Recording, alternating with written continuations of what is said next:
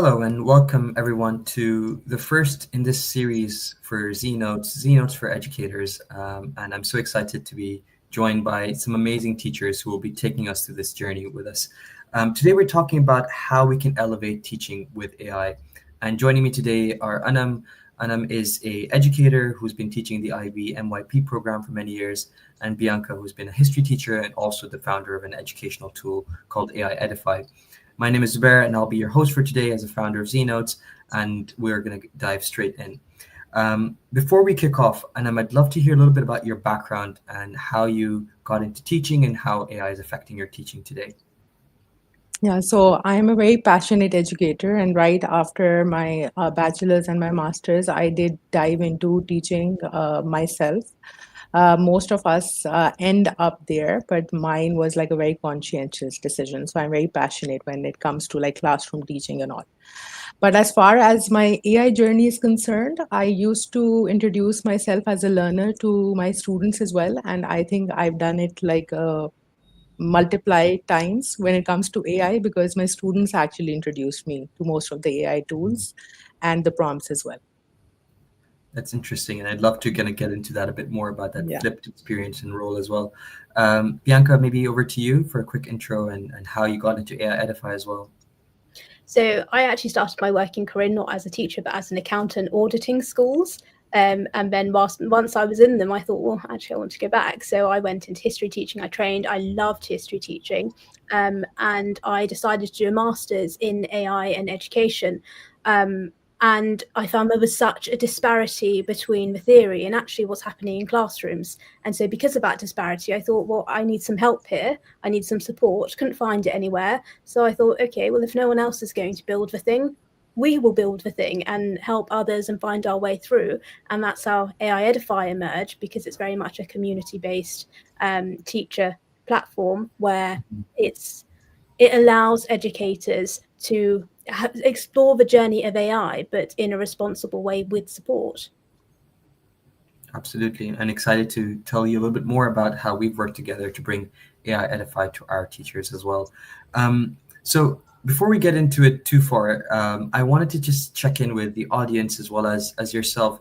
We're going to be going through, firstly, discussing how AI is transforming and streamlining teaching practices. We'll understand the evolving role of educators in an AI-powered classroom. Then Bianca and I will talk a little bit more about how we've collaborated over the past few months to develop and integrate how AI Edify's tools can be used by ZNotes teachers as well. And finally, we'll talk about this importance of integrating the human touch when it comes to AI as well. Just to get a sense from our audience and from both of you as well, where would you say you are in your AI adoption journey? So for those listening in live, feel free to send a message in the chat and we'll bring that up as well. But maybe, Anam, you started to touch upon this. So can you tell us a little bit more where you are feeling now that you've been talking to your students who are using AI quite regularly and now getting a bit more exposed to it? Yeah, I would say I'm a regular user, and even if like my students are watching while I say that, they also know openly that I am a regular user now. Fantastic. Great to hear that. And Bianca, as not just a teacher, but now an AI innovator, where do you see yourself? I'd say probably advanced. I think most of what I do now involves some sort of AI somewhere. So I've implemented it quite fully into a lot of my workflows. Absolutely. Yeah, it's similar for me, not as a teacher, but even as an tech entrepreneur.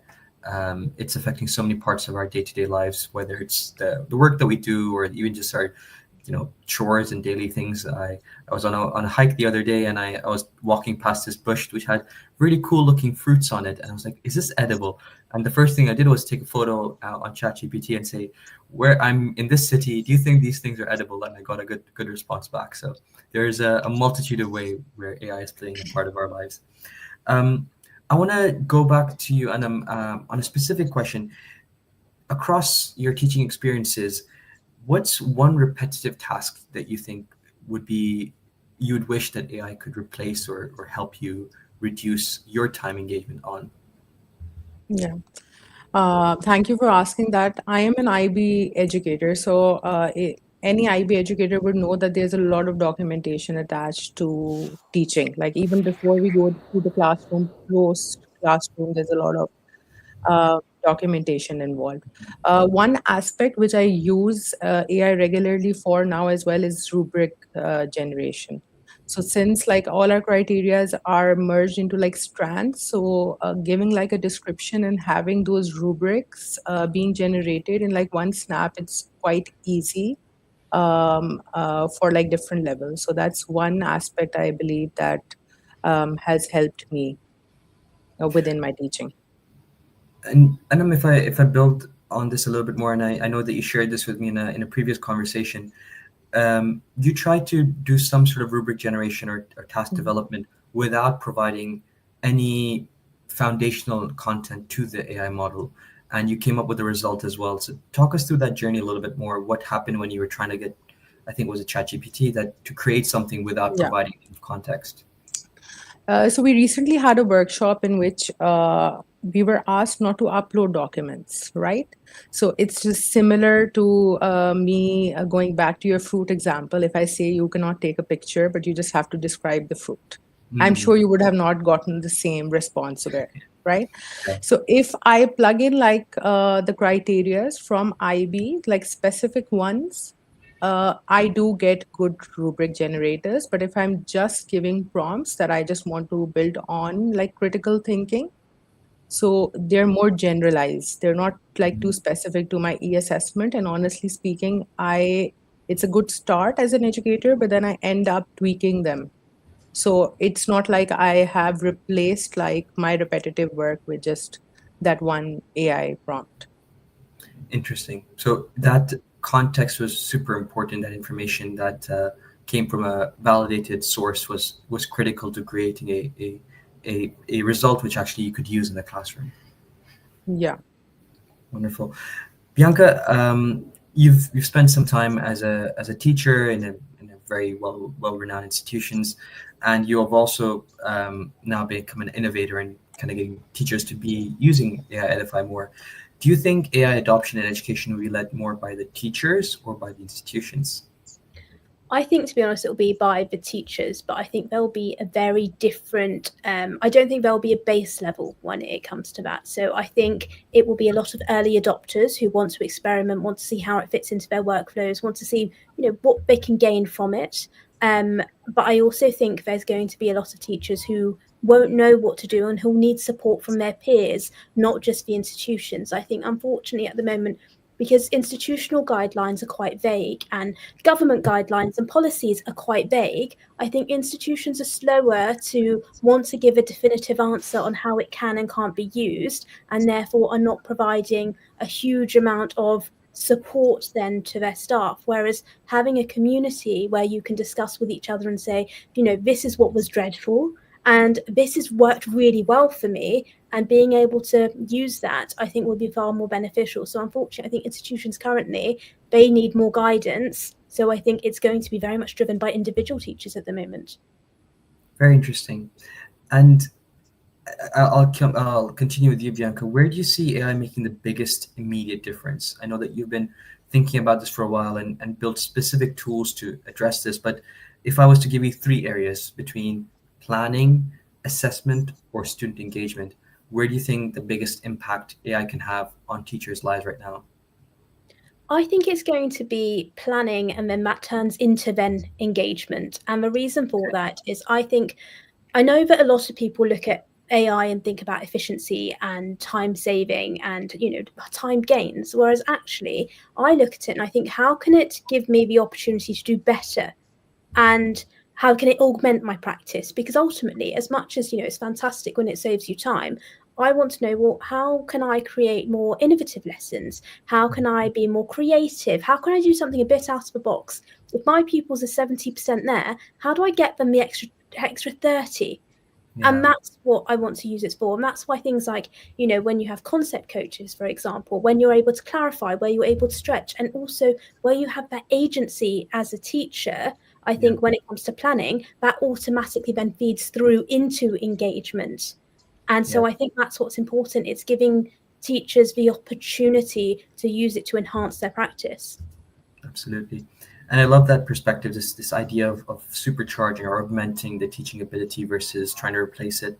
I know we have some live listeners joining in as well, so just to clarify and just to give them an opportunity, feel free to share your questions in the chat. We'll also be loving to get you involved in this conversation, to questions to both Anam and Bianca. Anam, I'll send the same question back to you then. Where do you see the biggest immediate difference? Is it planning, assessment, or engagement? Honestly, I agree to quite a lot of aspects that Bianca has raised, right? So for me as well, more than time saving. So like, for instance, when I'm planning like a lesson, like even like a 30-minute lesson. So she talked about like concept coaches, and in IB, we're meant to differentiate certain tasks, right? So if I was not, for instance, using AI tools, I would actually first do like my content bit, then put in like an assessment, but then I would rethink my entire lesson and say, okay, well, how have I challenged like certain students? And then how am I creating like some clarification questions for my students who need support, right? But when I'm generating things from AI, it actually gives me tools which I am thinking on my own. I don't feel that I'm giving like the thinking power to that AI tool, but then certain aspects are done parallel for me. Mm. Right. And of course, that happens like with experience, right? So I know that like certain amount would require some form of critical thinking and some form of, a differentiation, which I think you guys use as concept coaches, right? Yeah. I believe that, doing things in parallel is what has worked for me, at least. Very interesting. And so it's around the same areas of like giving you time back to do more, especially when it comes to supporting students better. Bianca, so I talked about 70 to 100%, and you're talking about the differentiation of different abilities in that classroom as well. Both are such important aspects, and things that educators care so much about, but unfortunately often struggle to get done because they just don't have time to do so. Um, so I'm really excited to I know, Anam, that you've had a little play of this in the beta version as well. So um, talking a little bit more about why ZNotes and AI Edify have collaborated in the last few weeks and months to think about how we can bring these tools to the teachers. So Bianca, I'd love to give you some background, but also hear your side of things as well. But we met only recently and immediately realized that the tools that AI Edify was offering to its teachers really played such an important role in a teacher's journey. And we talked about these things like lesson plan generators and rubric generators, things that take too much time. But if we could find a way to not take it out of an educator's task completely, but at least reduce the effort it requires and give the breadth of kind of customization and content kind of foundation, it could make a big difference in educators' lives. So we worked together and we understood that there were some key tools that we could bring to the teachers immediately. But I think the biggest thing was that we could actually help those prompts become even more impactful by taking a validated, teacher-reviewed, student-built, high-quality learning content and providing it as the basis of the context. So instead of you and having to find an IB document or find the right topic that you were looking for, you can just jump in, click on whichever tool you need, but also know that the content that's going alongside it is pre-validated and aligned to the syllabuses that you're working on.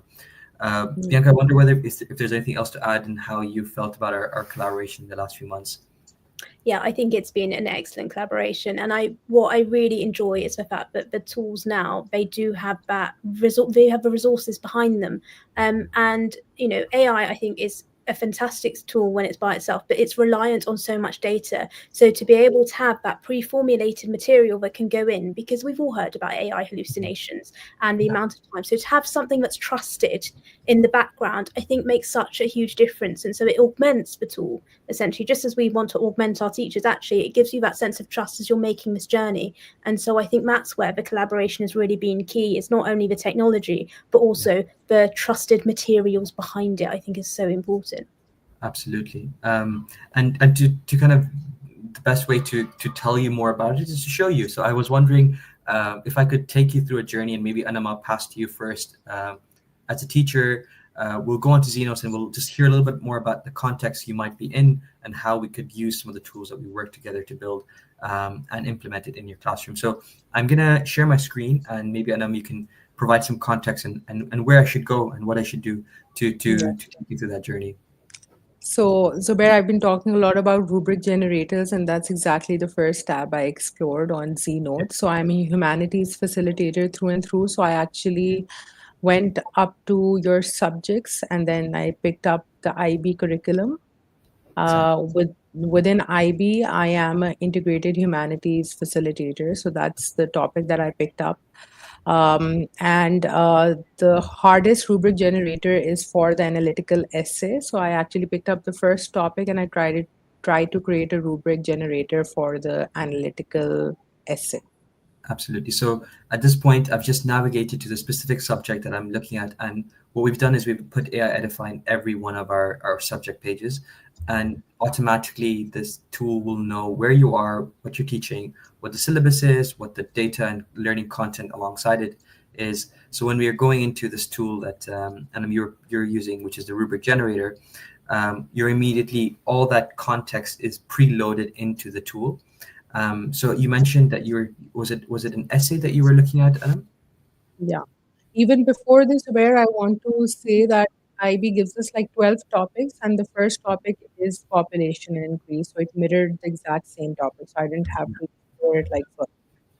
So I picked up analytical essay, and then the changing population, natural increase, and migration. And the assessment type I picked up was a teacher assessment. Perfect. And the criteria was critical analysis. And that's it. So you knew that this was relevant to your curriculum. It had the content behind it, and you selected the relevant kind of way that you were going to be assessing the students, and you hit generate rubric.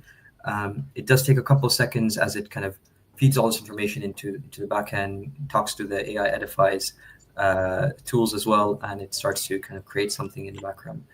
And as we do that, I just want to clarify that we've worked really hard to build this and put this together. We are providing some free prompts for you to test it out and see how it goes. But as you start to use it more and more and see if it's of value, there is a special tier within the ZNotes Boost packages, which is called AI Plus, and provides up to 100 prompts per month for you to use. Now, I know that these tools are getting more and more data heavy, so we're trying to minimize the costs on those as well. And we'll talk a little bit more as we get to the end of the webinar, how we're offering that to you. But take a couple of seconds, and we can now see that this is generated a rubric on critical analysis. It's showing you the various tiers from advanced to emerging. It's brought in all the topics. It's talked about which assessment type it's used, who's the assessor. And I think one thing we've realized, and Bianca, this was something that you were really, really keen to talk about, was to give the opportunity for a teacher to adapt and edit it as well. So number one is that if you don't think that this is the right thing, we can go back and regenerate it. But number two is that if you want to export it, we have both as a PDF, so you can just literally pick it up and print it out, or you can have it as a doc file as well. So both options are available. It's just downloaded as a PDF, and you can see that this is now ready for you to use in your way. Talk to me a little bit more further, Anam, if you can, about the way that this rubric can potentially be used in your class. So honestly speaking, whenever we introduce assess task to students, I feel like the first thing I share with them is like a rubric. It's just the same as me going into a lesson and not sharing the lesson goal with them, right? So if they are not aware of what they're being assessed on, I believe they wouldn't know how the levels emerge and how to challenge themselves to bring it to that advanced level, right? So if I'm very, very clear with them that, within this task, I'm only assessing your critical analysis and not how you, for instance, structure your essay, but just how you are building up your arguments and counter arguments. And then I read up the emerging and the advanced level from a student's perspective or a learner's perspective. They would know exactly how their marks are working, right? Because Even if we like compare IGCSE to IB, at the end of the day, a student is sitting for their e-assessments, right? So marks and the grades are a validation for them. So they need to know how to achieve that level. So it becomes really, really efficient. It becomes streamlined. Like everyone is working towards the same goal. Let's put it that way. Yeah, within a classroom. Absolutely. And I also really appreciate the fact that you speak to this as the assessor, that the teacher is reviewing this when they're assessing it, and you're speaking here in as if you're speaking to the student themselves. So there's a little bit of both roles are also combined in the rubric. Thank you for that, Anam. I'll pass to you now, Bianca. I know that you're a teacher as well, and you've taught history for quite a while. So if I were to take you on a similar user journey, can you talk about a context where you might be using some of these tools in a lesson?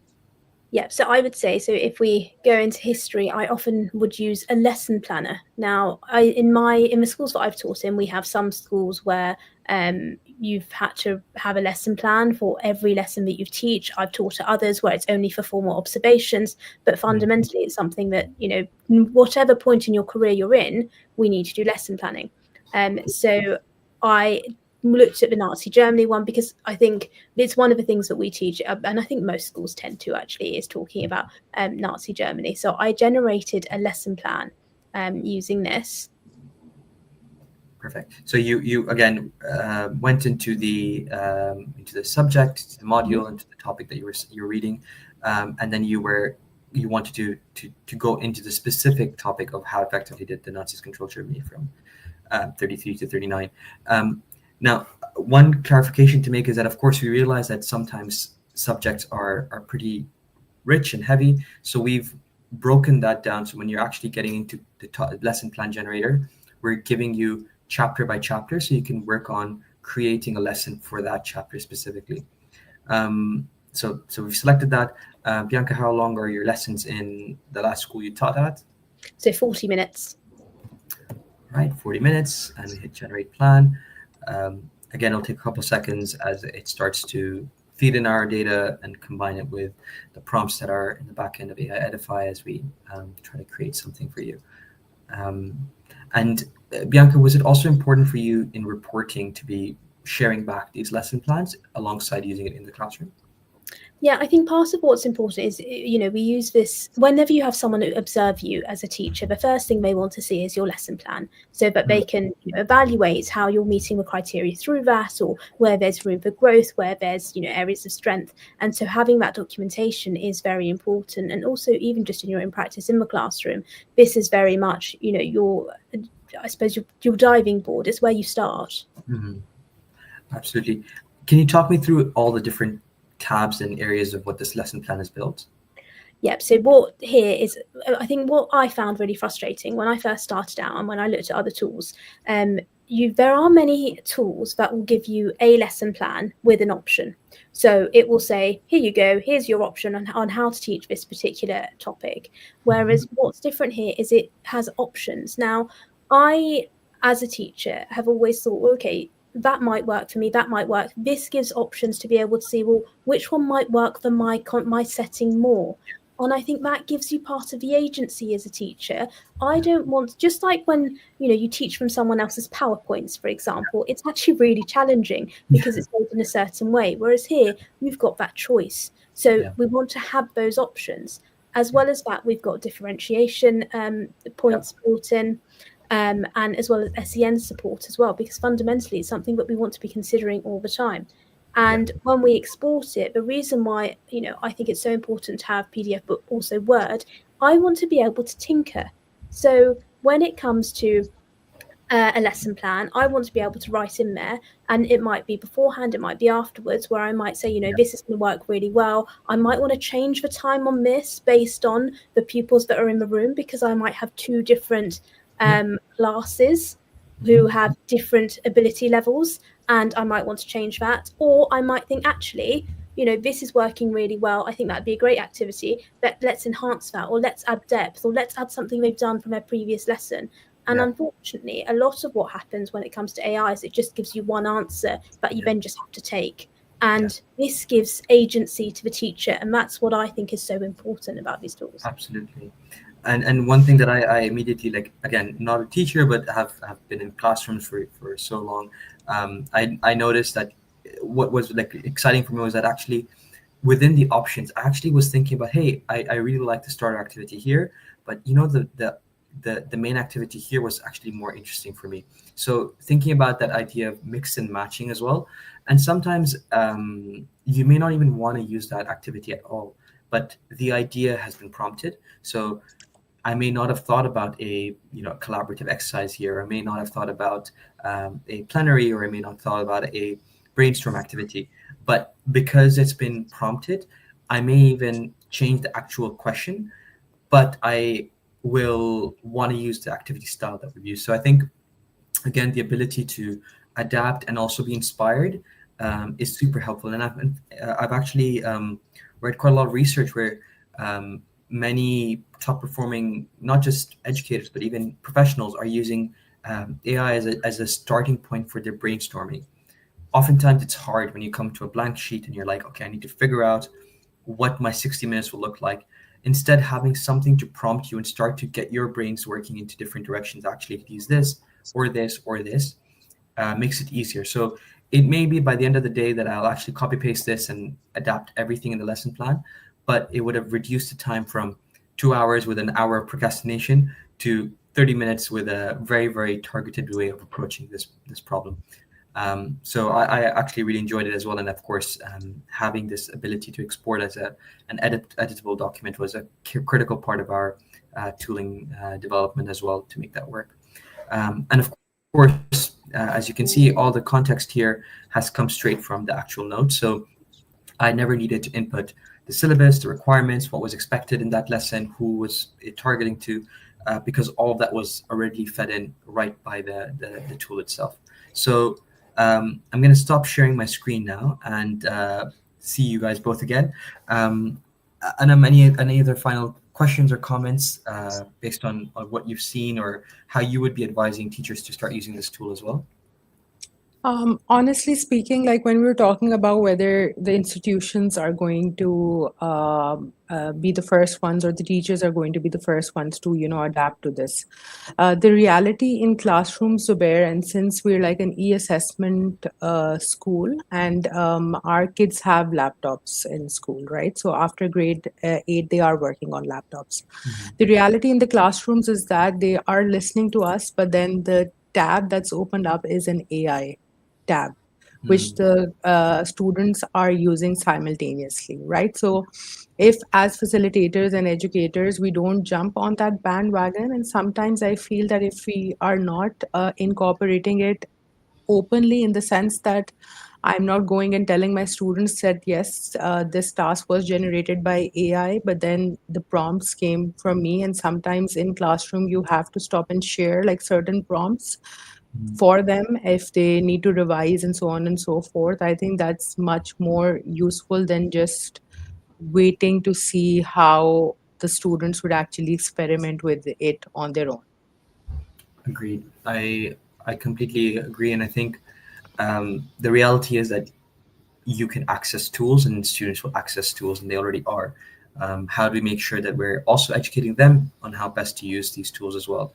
And unfortunately, the first reaction of a student of asking a question without providing context results in hallucination, cognitive abilities not being developed, etc. So I think educators are in some ways the stewards of how AI should be used in learning as well.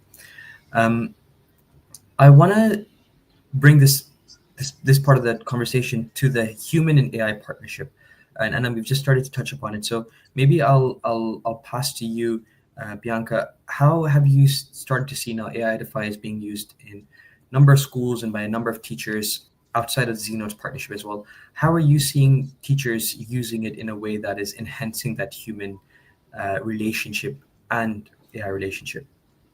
So outside of the tooling that we do, we also have audits and we also have coaching. So we very much look at the human element of it, because our entire premise doesn't look at replacement. It's talking about agency, it's talking about augmentation. And also fundamentally, we don't believe that at any point teachers will actually be replaced by AI, because fundamentally it is a social encounter is teaching. When we think about, our pupils, there's a relationship there. And when it comes to AI, fundamentally, I believe that if you're just solely being taught by an AI, it's going to limit your progress, because there's a big part of you who wants to please your teacher, who wants to do best, who wants someone that believes in them and wants to have that confidence instilled. And fundamentally, that's only going to be superficial when it comes to AI. So when it comes to our training, when it comes to our ethos, when it comes to our readiness audits, it's all about how do we as people nurture our young people in a digital age. So we don't focus on AI for education or education for AI. We look at it as, what skills do our pupils need, and what skills do our educators need in a digital age? I love that, and I think it's such an important point about realizing that this is a lot about empowerment. And then I'll pass to you, and I'll ask around you started to touch upon it earlier as well, but there's the challenge of getting young people to think about the higher order thinking. We've been stuck with rote-based assessment for so long that we never got to, the harder questions, debates, the challenges, the discussions, which may not have a clear yes or no answer or even an assessment.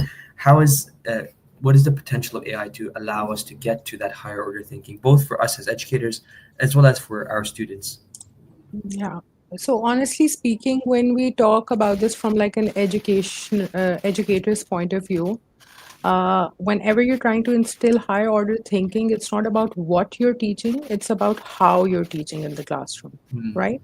So if we think about like visible thinking routines, and I connect that to this, so AI is actually bringing us to certain visible thinking routines which I might have not have had exposure to before, right? So I can give you like some examples of it. So let's suppose we come back to like my essay that I was trying to build, and Yeah. I would, let's say, want my kids to know arguments and counter arguments. Now, if I put that prompt in an AI, they might give me like certain visible thinking routines which I was not exposed to, right? And I, as a facilitator, would know what works for my context. So maybe I would love for them to have like collaborative techniques in which I build, like, let's suppose, like two teams and we're just playing like a tug of war. So that option comes from my side as an educator, but then AI might actually prompt me for like certain visible thinking routines which I had zero exposure to before. Right. Yeah. And I might get exposed to them and think that, okay, well, this might actually work better in my context, Yeah. right? Because there's as much training and certain things that we do, and as educators, honestly speaking, there comes a point, because it is a social interaction, like Bianca said.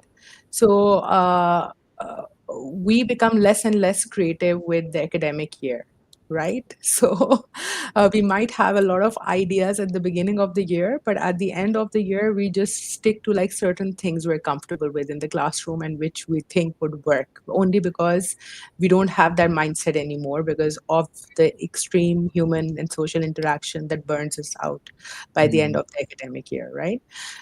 So I believe that like certain visible thinking routines I was not exposed to, and I got like certain ideas through the AI tools. Fantastic. That's such a beautiful way of explaining it. And that at the end of the day, even it becomes subject agnostic.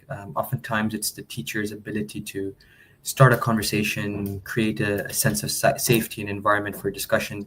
And these are things that AI will never replace, but it can get you quicker to get there. So I want to actually touch upon another area we started to see in the lesson plan generator, Bianca, which was around inclusivity. In the past, um, SEN students or students with English as a second language or students with some visible disabilities were often left out because a teacher just did not have the capacity to start to support them as well. How can we start using these tools to make a learning environment more inclusive? I think as a starting point, just the fact that it's one of the top things that comes up in a lesson plan prompts an educator to think, this is a reminder here. And, as educators, we all care so much about our pupils and we care about each individual. But, you know, as has been said, you get to a certain point of a year where, you know, either it's a case of burnout, but also you're trying to race against the curriculum. And the closer you get to exams, the more your time is getting squeezed, because whether you're losing lessons for some sort of extracurricular, or certain people might not be ill, or you haven't got as far as you need to in a certain area and you have to rush something else, then as much as you want it to be as inclusive as possible and as much as you want to differentiate and look at everyone's individual needs, there does also become that line where you think, you know, there needs to be a balance between that and actually getting through the material. And so having that prompt there is helpful anyway, but having these other tools. So for example, I go back to the concept coach. So if you're in a class and you see there are some people who need more clarification, you can provide that. But also those who are storming ahead, they also have something that challenges those concepts. And, you know, one of my bugbears is when a pupil is given extension work and they're actually just given the same questions on the same concepts, but they're just given more of the same thing. And you think, well, that's not stretching their ability. That's just repeating the learning they've just done and filling the space. So the importance there is you've got tools in your arsenal where you're not only addressing those who might need that clarification, but actually, I think a lot of the time, those who excel, if they're quiet, are forgotten about as well, because they tend to sit there quite quietly in lessons, and you don't really know what they're doing. You just keep handing out more of the same work. Whereas this also gives them the opportunity to stretch their thinking, to take those concepts further. And so I think that's where it's really important to not just have it as a prompt, but have those tools there when time gets really pressured, where you can just generate that and incorporate it immediately. Yeah, absolutely. I want to encourage those who are listening online to share their questions, because I have my final question which I'd like to get an input from both of you actually. How do you see the teacher's role evolving over the next 5 years with AI integration? Anam, I'll pass to you, and Bianca after that to you. Honestly speaking, I think the teacher role by definition would remain the same. We are like facilitators. We do like social interaction. It's just that the age is different. So we are doing it in a digital age, but our role would remain the same. So some aspects have changed, like certain context has changed, but me being there as a facilitator and as a learner as well. So I'm learning with them. The trust that I build with my students, all that remains the same. It's just that we are in a digital age and there's like certain tools which we were not exposed to before, which we need to use and we're now incorporating in our classrooms. I take it like that because then it feels like my importance is still actually the same as well. Absolutely, and I completely agree, and I love how in a couple of answers you've said that it's important for a teacher to also have that curiosity and drive and excitement as a learner, because you do both. You know, you often learn so much when you're teaching a class, and you may be teaching the same syllabus year and year and year, but there's something new you learn about that, or learn about from personalities and people and the differences in students that you teach. So I love that the response, and I think facilitation has always been such a big part of a educator's journey, and I think AI and other automating tools can help make that even more Effective. focused. Exactly. Bianca, over to you. So I agree. I think in the next 5 years, I don't think a teacher's role will change. I think what they're teaching and the way they're teaching will change and will evolve dependent on the skills that we need, because unfortunately education tends to not keep up with the demands of the workplace. When we think about skills, there seems to be quite a discord between the skills needed when, you know, young people are 25 as to what we're teaching them when they're 14, for example. And that seems to be quite a big learning journey for them. So the hope is that with the emergence of AI, it might give the opportunity then for educators to actually address these skills and bridge that gap. I also think, you know, it also depends where you are. I know there's quite a few pilot schools now where they are having AI teachers with a human in the room more as a teaching assistant, which I'm going to be honest, absolutely terrifies the living daylights out. Because also you then look at the concept of teaching. Now, I believe that education is supposed to be collaborative. I believe that you learn just as much from a person sitting to the left and right of you as you do from a teacher in front of you. And it's all about those interactions, because you're not just learning the material, you're learning about, you know, how to negotiate the material with each other, how to communicate it, how to process it, because fundamentally, when we think about our intelligence, we can only really measure intelligence through how far we can communicate it in whichever way that might be. And so teaching and education is so much more than just the material and the content. And so because of that, you need to have a teacher there who is able to curate that in the young people. So because of that, I don't think the teacher's role will change. I just think the skills that we need to prepare our young people for, it's more important now than it has been, because previously, whenever there's been a change or a development, it hasn't impacted the individual classroom. Whereas now, pupils are able to open their devices and the new technology is right there. So individual teachers are just having to grapple with that more so than we've ever had to with any other external development. Yeah. It's a very, very interesting point, and you're right that the impact is very visceral. It's happening immediately. It's not even, sometimes it's before you end the class, the kid will put their hand up and say, what you're saying is wrong, or I found a specific chatbot that has explained this to me differently. So I do agree that the impact is very different at this development. I want to maybe highlight one point before we kind of bring our webinar to a close, which is around the morals and ethics as well. I think we're overlooking the importance that teachers play in the development, the psychological, the social development of a young person.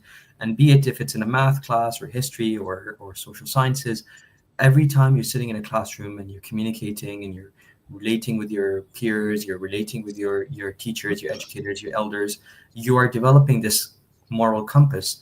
And whether we like it or not, no AI teacher standing in front of a board will be able to replicate that adaptive, human, sentient, very, very, empathetic skill set. That is what every teacher has done, whether they know it or not. But I think that it's increasingly important that our young people are equipped with that moral compass and that ethical standpoint and perspective, that when they go into the world and when they're put to challenging questions and positions where they can take the right decision, the wrong decision, that they are taught to have taken the right decision. So I just want to kind of bring that final point into discussion as well. I'm so grateful for both of your time and your perspectives on this topic. I also want to just give a final reminder of the tool that we've built together with AI Edify, and especially for today and the next few days till the end of the week, we'll be offering a 20% discount to anyone who signs up to ZNotes AI Plus, which is the tool which combines ZNotes' boost features and AI Edify, which is a tool that we've just featured and demoed with you today. You will unlock 100 prompts per month, and you will be able to use the lesson plan generator, the scheme of work generator, the clarification or challenge tool, the rubric generator, and the lesson plan evaluator. And I think I have some amazing educators who can attest to it being a useful tool in their classroom. So feel free to sign up and use the discount code on checkout. And the final thing is how the collaborative effort and experience will continue. At ZNotes, we've also started to cultivate a educator community where we have educators from all over the world joining, sharing expertise in subject areas as well as their professional development and opportunities that are coming their way. So I'd encourage those of you who are joining in today, I'll send a link in the chat now, to feel free to join our WhatsApp community. It is a great place to start building relationships with educators who are delivering similar syllabuses all over the world, and for you to share some feedback. If you scan that QR code, you'll be redirected to a Google form which you can complete and tell us a little bit more about how you thought this webinar went and how we can do to continue to improve it. Those are all my final housekeeping stuff. I just want to say a big thank you, Anam and Bianca, for being with us today. It's been a real pleasure and a wonderful conversation that we've had. You're most welcome. I enjoyed it as much. Yes, thank you so much for having me. Thank you, and have a good rest of the day. Take care, everyone. Bye-bye.